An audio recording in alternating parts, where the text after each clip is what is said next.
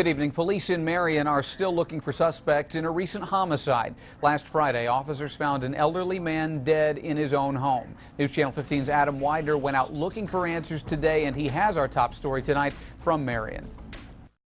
Crime scene tape still surrounds the home of 81-year-old Duwayne Lindsey, the elderly homicide victim here in Marion, and neighbors are still left with more questions than answers as to who would do this and why.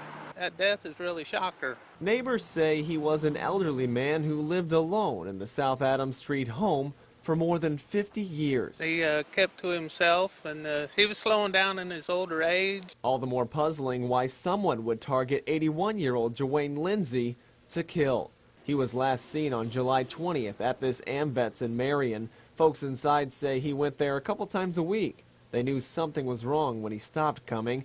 A week later, his friend discovered him dead in his home. The victim had died, had blunt force trauma to the head area.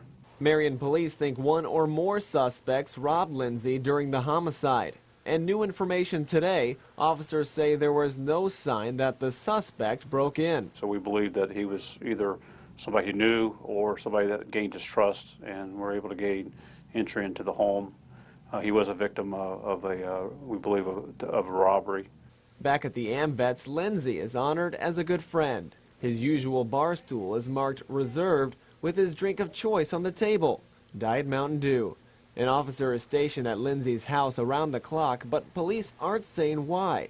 They're also not releasing what was stolen from his home or what was used to kill the elderly man, leaving more questions than answers for friends and family, wondering who would kill the 81-year-old veteran who never married and what they were after. I hope they catch the perpetrator for sure.